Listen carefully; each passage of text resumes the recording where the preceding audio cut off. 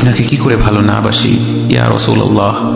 যখন আপনি আমাকে ভালোবেসেছেন সেই 1400 বছর আগে, যখন আপনি আমাকে মিস করতেন, আশা করতেন যেন আমার সাথে দেখা করতে পারেন, অথচ তখনও আমি জন্মই হইনি।